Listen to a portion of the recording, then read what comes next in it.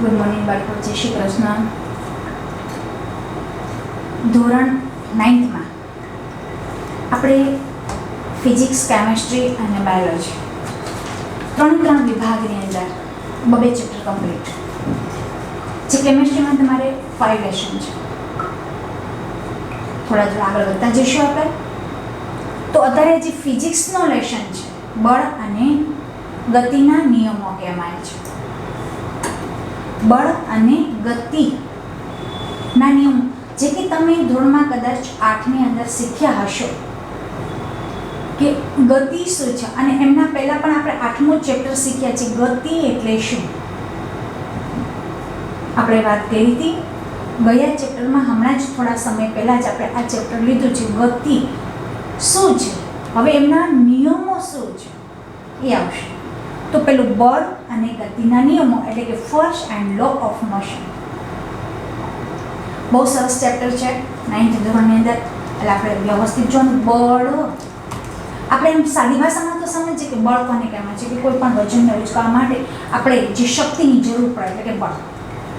પણ વિજ્ઞાનની ભાષામાં તો એ રીતે નહીં કરી શકાય કે કોઈ પણ વસ્તુને ઉચકવા માટે જે શક્તિની જરૂર પડે છે એટલે બળ, એ રીતે નહીં કહી શકાય.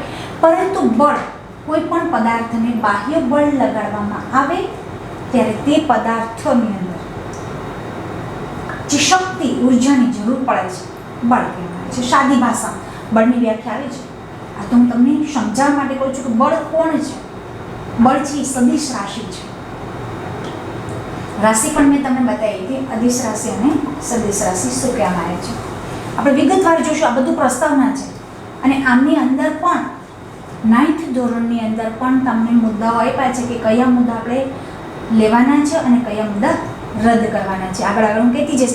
આ પ્રસ્તાવના પહેલાં આપણે જોઈ લઈએ કે આની અંદર, આ લેશનની અંદર બળ, મેં તમને થોડા બળ વિશે સમજાવ્યું. અને ગતિના નિયમો, ગતિનો પહેલો નિયમ, બીજો નિયમ અને ત્રીજો, જે તમને ન્યૂટન, કદાચ ન્યૂટન નામના વૈજ્ઞાનિક વિશે તમે સમજ્યા હશો કે ન્યૂટને પણ નિયમો 3 આપેલા હતા.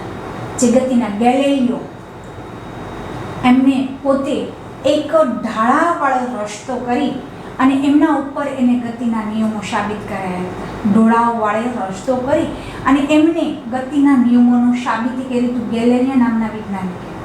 જે આપણે હવે થોડું આગળ જોતા રહીશું. હવે શું કહે છે કે આગળના પ્રકરણમાં આપણે આગળનું એટલે ગતિ, 8th ચેપ્ટર ગતિ, સુરેખ પથ પર વસ્તુની ગતિની ચર્ચા, તેનું સ્થાન, વેગ અને પ્રવેગના સંદર્ભમાં કરી. તમને બધું યાદ હશે જ. 9થના ધોરણના બાળકોને ઘણું યાદ હશે કે સુરેખ પથ પર એટલે સીધા રસ્તા પર. સુરેખ પથ પર વસ્તુની ગતિ એટલે કે સીધા રસ્તા ઉપર પદાર્થની ગતિની ચર્ચા કરી. એના ઉપરથી એનું સ્થાન નક્કી કર્યું હતું, વેગ કર્યો હતો અને પ્રવેગ સંદર્ભમાં વાત કરી હતી. જે કે ધોરણ ચેપ્ટર નંબર આપણે 8ની અંદર વાત કરી હતી, જે ગતિનો હતો. આપણે જોયું કે આવી ગતિ નિયમિત અથવા અનિયમિત પણ હોઈ શકે. આમના વિશે પણ ચર્ચા કરી હતી કે નિયમિત એટલે કે કોઈ પણ પદાર્થને ચોક્કસ સમયે, ચોક્કસ વેગમાં જો વાહન ગતિ કરતું હોય તો એને નિયમિત. અને અનિયમિત એટલે કોઈ પણ પદાર્થ છે એ નિયત સમયે પણ અચોક્કસ વેગમાં ગતિ કરતો હોય. તો ક્યારેક સીધો રસ્તો હોય તો આપણે છૂટે ગાડી ચલાવી લેતા હોય છે. પરંતુ ક્યારેક છૂટે તો ચલાવતા હોય, પરંતુ ટર્ન પણ આવતો હોય તો ગાડીને આપણે ધીમી પાડવી પડે. ટ્રાફિક કોઈ આવી જતો હોય તો ધીમી પાડવી પડે.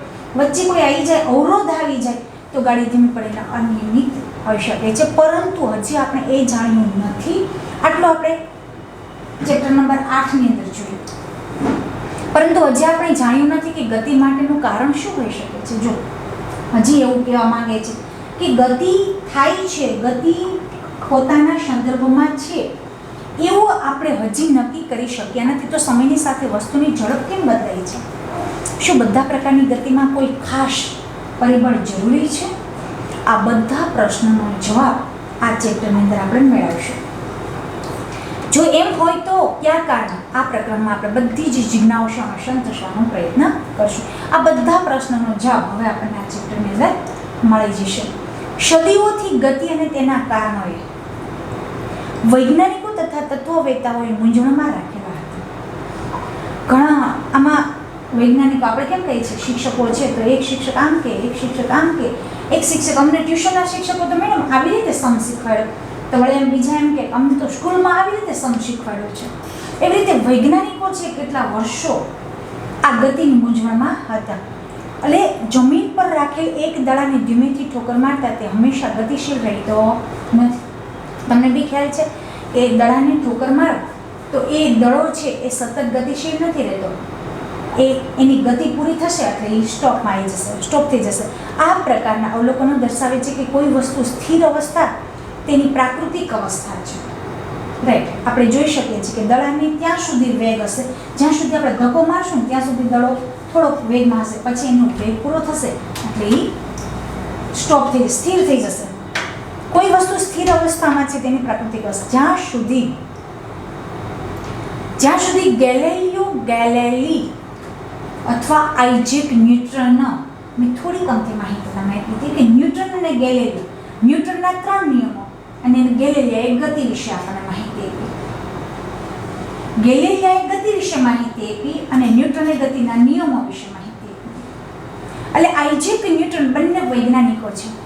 ગતિને સમજવા માટે સંપૂર્ણપણે અલગ વિચારધારાનો વિકાસ ન કર્યો હોત તો આવી માન્યતા પ્રવર્તતી રહી. આ બંને વૈજ્ઞાનિકો છે એને જ આપણને ગતિના નિયમો અને ગતિ શું છે એમના વિશે આપણને આગળ પ્રવૃત્તિ કરાવી છે. તો શું કહે છે, જો આ ભાઈ ટ્રોલી છે, ટ્રોલીને ધક્કો મારે છે તો ટ્રોલી ચાલે છે ને, ધક્કો મારવાથી ટ્રોલી લગાડેલા બળની દિશામાં જ ગતિ કરે છે. જેવી રીતે તમે ટ્રોલીને વજન લગાવશો એ જ દિશામાં ટ્રોલી આગળ વધશે. તિજોરીના ખાનાને ખેંચવામાં આવે છે, જે બાજુ તમે બળ લગાવશો ને એ જ બાજુ પદાર્થ ધક્કો લગાવશે. તિજોરી છે એમને આવી રીતે ખેંચશો તો એનું ખાનું તમારા પાસે આવશે, જે બાજુ ધક્કો લગાવો ને એ બાજુ એને બળ આવી જશે. હોકી સ્ટીકથી દડાને આગળ તરફ ફટકારવામાં આવે છે. જો બંને છે તો વસ્તુઓને ધકેલવાથી, ખેંચવાથી કે ફટકારવાથી તેની ગતિ અવસ્થા બદલાઈ શકાય છે. રાઈટ છે ને, આમ જ હતું, પછી હવે એમને આગળ લઈ જવા માટે એની ગતિની દિશા બદલી શકશે. આ 3 ઉદાહરણ આપણને બતાવે છે કોઈ પણ વસ્તુ સ્થિર અવસ્થા હોય તો એને ધક્કો, બળ લગાડવાથી પદાર્થ સ્થિર સ્થિતિમાંથી ગતિમાં આવે છે. એવું આ 3 પ્રવૃત્તિ આપણને કહે છે. હવે આગળ જોઈશું કે દૈનિક જીવનમાં આપણે જોઈએ છીએ કે એક સ્થિર વસ્તુને ગતિમાં લાવવા કે ગતિશીલ વસ્તુને અટકાવવા માટે આપણે કંઈક પ્રયાસ કરવો પડે છે. તથા આપણે કહીએ છીએ કે કોઈ વસ્તુને ગતિ અવસ્થામાં માટે તેને ખેંચવી પડે, ધકેલવી પડે અને આઘાત એટલે કે ટૂંકા ગાળામાં લાગતું બળ એને આઘાત કહેવાય, લગાડવું પડે છે. બળનો ખ્યાલ વસ્તુને આ રીતે ખેંચવા, ધકેલવા કે ઠોકર લગાવવા પર આધારિત હોય છે. કોઈ પણ વસ્તુ સ્થિર હોય ને તો એમને તમારે ગતિમાં લાવવું હોય તો તમારે બળ લગાડવું પડશે, કાં તો ધક્કો મારવો પડશે, કાં ખેંચવું પડશે અને અથવા તો તેને ઠોકર લગાવવી પડશે. હવે આપણે બળના વિષયમાં વિચાર કરીએ કે તે શું છે. હવે મેં તમને હમણાં બળની વ્યાખ્યા થોડીક આપણે મુદ્દાસર નહોતી કરી, અતિ સંક્ષિપ્તમાં કહ્યું હતું. બળ શું છે? વાસ્તવમાં બળ એને કોઈએ જોયું નથી, ચકાસ્યું નથી, અનુભવ્યું નથી, પણ ખબર પડે કે બળ કયું છે. કોઈ પથ્થરનો ઉચકાવ હોય તેમ કહેવાય કે ચાલો ઉચકી જા પથ્થર, એમને કહે એમને જોશથી ઉર્જા ભેગી કરી અને એમને ઉચકાવવું પડશે, જે કે બળ આપણે કહીએ છીએ. તો આપણે અનુભવ્યું નથી, ચકાસ્યું નથી અને જોયું પણ નથી, છતાં પણ આપણે એનો બળનો પ્રભાવ જોઈ શકીએ છીએ, અનુભવી કરી શકીએ છીએ. જ્યારે કોઈ વસ્તુ પર બળ લગાડવામાં આવે ત્યારે શું થાય છે, તેના વર્ણન પરથી જ તેને બળ સમજાવી શકાય છે કે વસ્તુને ખેંચવી, ધકેલવી કે આઘાત લગાડવો, આ બધી પ્રક્રિયાઓ વસ્તુને ગતિમાં લાવવા પ્રયુક્તિઓ છે. આપણા દ્વારા તેને પર બળ લગાડવાના કારણે જ તે ગતિમાં આવે છે. હમણાં પથ્થરનું ઉદાહરણ દીધું કે પથ્થરને મારે ઉચકાવવો છે તો પથ્થરને એમને નહીં ઉચકાવાય, એના ઉપર હું દબાણ કરીશ, બળ લગાવીશ તો એ પથ્થરને ઉચકી જશે. તો એ પદાર્થ દડો પડ્યો છે સ્થિર અવસ્થામાં, એમને હું પગથી ઠોકર લગાવીશ તો એ ગતિમાં આવશે. એટલે કે કોઈ પણ પદાર્થ છે એને બળ લગાડવાને કારણે જ તે ગતિમાં આવે છે. તમારા અગાઉના ધોરણમાં અભ્યાસ પરથી તમે જાણો જ છો કે કોઈ વસ્તુના વેગમાં, મૂલ્યમાં ફેરફાર કરવા કે વસ્તુની ગતિ વધારવા કે ધીમી કરવા અથવા તેની ગતિની દિશા બદલાવવા માટે બળનો ઉપયોગ કરવો જ પડે છે. આપણે તે પણ જાણીએ છીએ કે બળ દ્વારા વસ્તુના આકાર અને પરિમાણમાં ફેરફાર કરી શકાય છે. રાઈટ, તમે જોઈ શકો છો. જો સ્પ્રિંગ છે, હવે સ્પ્રિંગ આવી જ હોય તો તમારે એને મોટી કરવી હોય તો તમારે એને શું કરવું પડશે? ખેંચવું પડશે. તો સ્પ્રિંગ મોટી, તો તમે બળ કરશો ને, બળ કરશો તો સ્પ્રિંગ મોટી થશે ને. તો એમને શું કરશો? તમે ખેંચશો તો ખેંચાવ પણ. પછી જે બોલ છે એ ગોળની અવસ્થા છે. જો છે અહીંયા સ્પ્રિંગ એકદમ રાઉન્ડમાં હતી, ભેગી હતી, એને તમે બળ લગાવ્યું તો પળે કરી વાઇટ છે. અને ગોળ દડો છે, એને તમે બળ બંને બાજુથી બળ લગાવશો તો દડો કેવો થઈ જશે? લંબગોળ અવસ્થામાં આવી જશે. તો બળ લગાડવાથી સ્પ્રિંગ ખેંચાય છે અને બળ લગાડવાથી ગોળાકાર દડો છે એ અંડાકાર બની જશે, એટલે કે લંબગોળ બની જશે.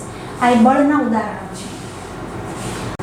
સંતુલિત અને અસંતુલિત આકૃતિ શું કીધું છે કે 9.3 માં દર્શાવ્યા પ્રમાણે લાકડાનો એક બ્લોક સમક્ષિતિજ ટેબલ પર મૂકો. જો છે સમક્ષિતિજ ટેબલ પર એક લાકડાનો બ્લોક મૂકેલો છે.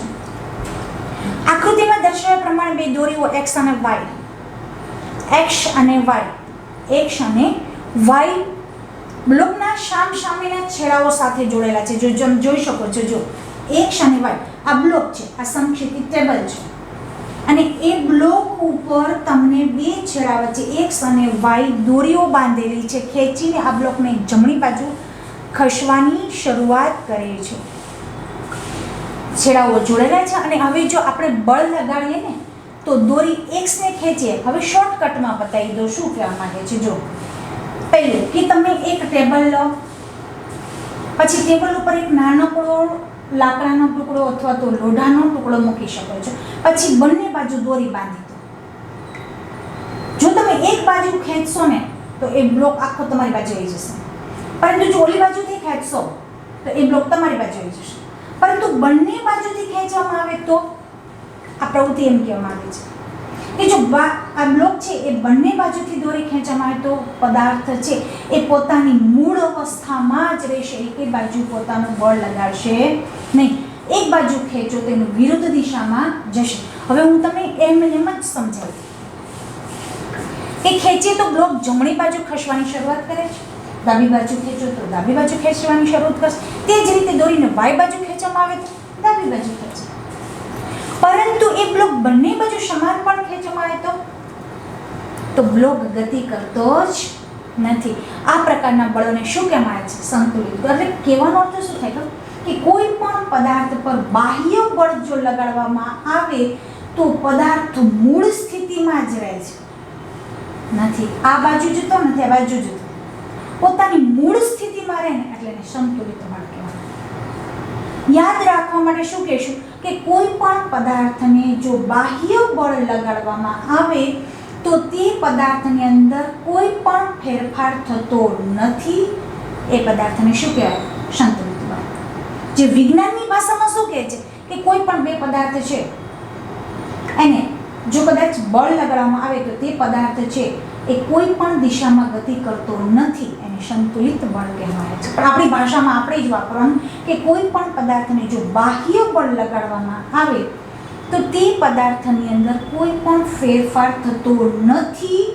એ પદાર્થને શું કહેવાય છે? સંતુલિત બળ કહેવાય છે. અને એ વસ્તુની સ્થિર કે ગતિમાન અવસ્થામાં ફેરફાર કરતા જ નથી. હવે એક એવી અવસ્થાનો વિચાર કરો કે જેમાં અલગ અલગ મૂલ્યના બે વિરુદ્ધ દિશામાં લાગતા બળ.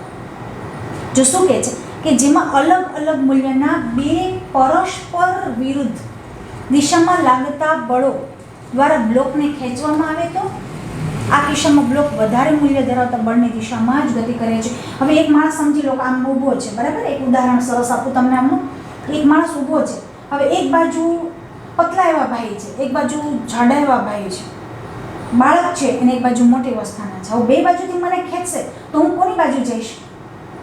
બાળક બાજુ ખેંચાઈશ કે ઓલા ભાઈ જે ખેંચે છે એમની બાજુ ખેંચાઈશ? કેમ કે ઓલા ભાઈ ખેંચે છે એની બાજુ. શું કામ? એનું બળ વધારે છે. કહેવાનો અર્થ એ જ જેની બાજુ વધારે બળ હશે ને એ બાજુ વધારે જઈશ, વિરુદ્ધ દિશામાં જઈશ ને. તો મૂલ્યના બે પરસ્પર વિરુદ્ધ દિશામાં લાગતા બળો ખેંચવામાં આવે તો આ કિસ્સામાં બ્લોક વધારે મૂલ્ય ધરાવતું છે એની બાજુ જ ગતિ કરવાની શરૂઆત કરશો. મને આમ ખેંચશે ઓલા ભાઈમાં કે બેન છે એ ખેંચશે તો એ બેન બાજુ વધારે ખેંચાઈ જશે, તો એ શું કરશે? જેમ મૂલ્ય વધારે હશે ત્યાં શરૂઆત કરીશ. આમ અહીં બે બળો સંતુલિત નથી, અસંતુલિત પરિણામોની ગતિ દિશામાં કાર્યરત છે. આ પરથી કહી શકાય છે કે બ્લોક પર લાગતું અસંતુલિત બળ બ્લોકની દિશામાં જ ગતિ લાવે છે. જ્યારે કેટલાક બાળકો એક બોક્સને ખળબચડી સપાટી, જો અહીંયા તમે આકૃતિમાં જોઈ શકો છો, જો A, B અને C બધા જ બાળકો બધા જ બ્લોકને ત્રણ બ્લોકને ખસેડવાનો પ્રયત્ન કરે છે. પરંતુ જો લીસી, હું ખાલી એમને સમજાવી દઉં પછી આપણે વાંચીને સમજીશું કે આ બાળકો છે ને ધીરે ધીરે ધક્કો મારે છે તો બ્લોક ખસે નહીં, પરંતુ આ જોશથી ધક્કો મારે છે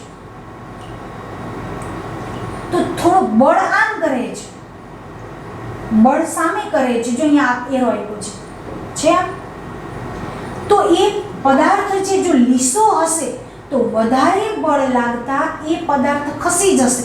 પરંતુ જો આ બંને વધારે બળ લગાવતા, કોઈ પણ પદાર્થ પર બાહ્ય બળ લગાવતા જો એ પદાર્થ ખસીતો જાય પરંતુ નીચે જો ખળબચડી સપાટી હશે તો એને બાહ્ય બળ વધારે મૂલ્યની જરૂર પડશે, વધારે બળની જરૂર પડશે. કેમ કે સપાટી કેવી છે ભાઈ?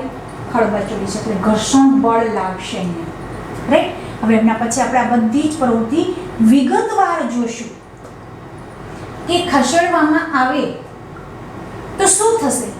જો તે ઓછા બળથી બોક્સને ખસેડવાનો પ્રયત્ન કરશે ને તો બોક્સ ખસતું નથી, જે આપણે હમણાં જ જોયું. કારણ કે ઘર્ષણ બળ ધક્કાથી વિરુદ્ધ દિશામાં લાગી રહ્યું છે. આપણે બે એરા, એક આમ હતો એક એરો આમ હતો. શું કીધું છે? ઘર્ષણ બળના ધક્કાથી વિરુદ્ધ દિશામાં લાગી રહ્યું છે. આ ઘર્ષણ બળ બે સંપર્ક સપાટી વચ્ચે ઉદ્ભવે છે. આ કિસ્સામાં બોક્સના તળિયે, મેં હમણાં જ કહ્યું ત્રણ સપાટી, કે બોક્સના તળિયે અથવા રફ સપાટી વચ્ચે તે બોક્સને ધક્કા મારવા માટે લાગતું બળને સંતુલિત કરે છે. શું કહે છે? તમે ખળબચડી સપાટી ઉપર તમે બાઇક ચલાવતા હોય ને ત્યારે તમે જોજો સ્પીડ નહીં ચલાવી શકો. શું કામ? એ ખળબચડી સપાટી છે. આપણે કહીએ છીએ કે રસ્તા અત્યારે તો જો કેવા થઈ ગયા છે, આપણે ચાલી શકતા નથી, આપણું વાહન ચાલી નથી શકતું, સ્પીડથી પહોંચી શકતા નથી. ક્યારેક આપણે ઘરેથી નીકળ્યા હોય અને ક્યારેક એવો રસ્તો હોય કે ખળબચડા સપાટી હોય, રોદા હોય, ખાડા હોય, તો લેક્ચર લેવામાં લેટ થઈ જતું હોય તો આપણે શું કહીએ છીએ? અરે મેડમ આજે બહુ મોડું થઈ ગયું. શું કામ? કે એટલા રસ્તા ખરાબ છે ને ખળબચડા છે. તો એ ઘર્ષણ બળ, જે તે સ્પીડથી ચલાવી શકતા નથી, જે આપણે વાહન છે એ ગતિ અવરોધે છે. એટલે ઘર્ષણ બળ વચ્ચે આ કિસ્સાના તળિયે અને રફ સપાટી વચ્ચે જે બોક્સને માટે લગાડેલા બળને સંતુલિત કરે છે, પાછું ધકેલે છે. તેથી બોક્સની ગતિ કરતું નથી, એટલે વાહનને ગતિ નથી કરાવી શકતા. શું કામ? આપણે અહીંયા મેમ રાહ જોતા હોય કે હમણાં લેક્ચર લેવા આવશે પણ નથી કરી શકતા. શું કામ? કે ઘર્ષણ બળ સામે વિરુદ્ધ દિશામાં લાગે છે. આકૃતિ 9.4માં બીમાં બોક્સને થોડા વધુ જોશથી ખસેડે છે. મેં પહેલાં કહ્યું હતું ને, પહેલાં પોલા હાથે ખેંચે છે તો નથી ખેંચતું, પરંતુ પછી વધારે બોક્સને જોશથી બળ લગાડે છે તો બોક્સ ખસતું નથી. કારણ કે ધકેલવા માટે લાગતા બળને હજુ ઘર્ષણ બળ સંતુલિત કરે છે, હજુ પણ હલે છે, ખસતું નથી. હવે જો બાળકો વધારે જોશથી ધક્કો મારશે તો લાગતું બળ ઘર્ષણ કરતાં વધી જશે, રાઈટ? ઓલું ઘર્ષણ બળ હતું ને, ખાડા ખબડા હતા તો ગાડી ધીમે ધીમે ચાલતી, પછી થોડું લીવર દીધું એટલે તમે શું કર્યું? વધારે બળ લગાડ્યું. તો શું કર્યું? જે ઓલું ઘર્ષણ બળ હતું ને એના કરતાં તમારું બળ વધી ગયું એટલે ગાડી ખસી જશે, રાઈટ ને ભાઈ? કે ધક્કો જોશથી લગાડ્યો તો તમારું જે ઘર્ષણ બળ છે ને એ ઘર્ષણ બળ કરતાં તમારું બળ વધ્યું એટલે ગાડી સરસથી ચાલી. એટલે અહીંયા હેરિતા મેડમ કે હવે ટાઈમે પહોંચી ગયા.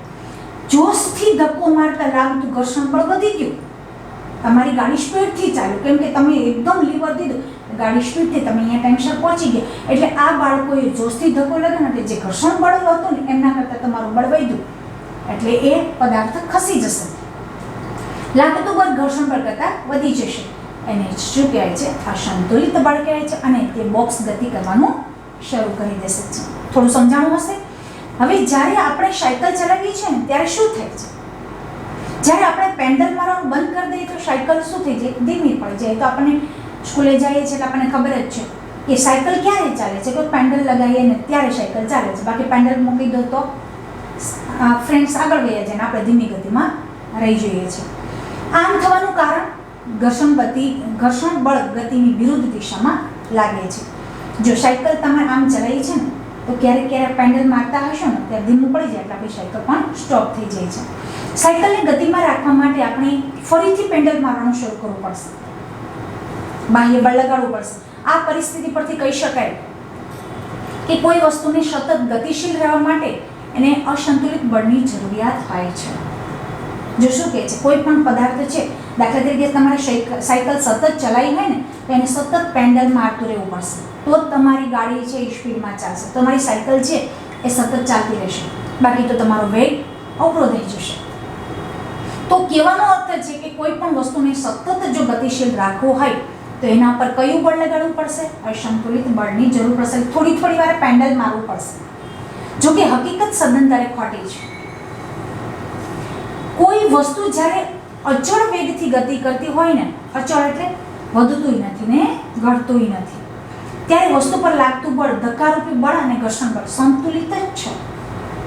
ઘણી વખત તમે સાયકલનો એકદમ પેન્ડલ મારો ને ત્યારે સાયકલ ધીરે ધીરે પોતાની ગતિમાં કરતું જાય છે. એટલે સંતુલિત બળ થઈ ગયું ભાઈ.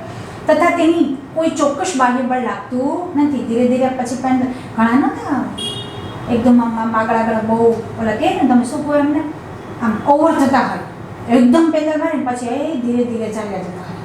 આ એનું ઉદાહરણ છે કે સંતુલિત બળ લાગતું નથી એટલે ધીરે એની ગતિ જાય. જો વસ્તુ પર કોઈ અસંતુલિત બાહ્ય બળ લાગે ને તો તેની ઝડપમાં અને ગતિમાં ફેરફાર થાય છે. સંતુલિત બળમાં ફેરફાર થતો નથી, અસંતુલિતમાં ફેરફાર થાય છે. કહેવાનો અર્થ આમ કોઈ વસ્તુને પ્રવેગિત ગતિ કરવા માટે અસંતુલિત બળની જરૂર પડે છે તથા તેનો ઝડપ કે ગતિની દિશા જ્યાં સુધી અસંતુલિત બળ લાગે છે ત્યાં સુધી ફેરફાર થતો રહે છે. જ્યારે આ બળ સંપૂર્ણ દૂર કરવામાં આવે છે ને ત્યારે વસ્તુ ત્યાં સુધી તેને પ્રાપ્ત કરવાનો વેગ ચાલુ રાખે છે. એટલે કે જ્યાં સુધી દડો પડ્યો છે, દડાને ફટકારવામાં આવે ને ત્યારે એનો વેગ હશે ને ત્યાં સુધી એ દડો ચાલુ રહેશે.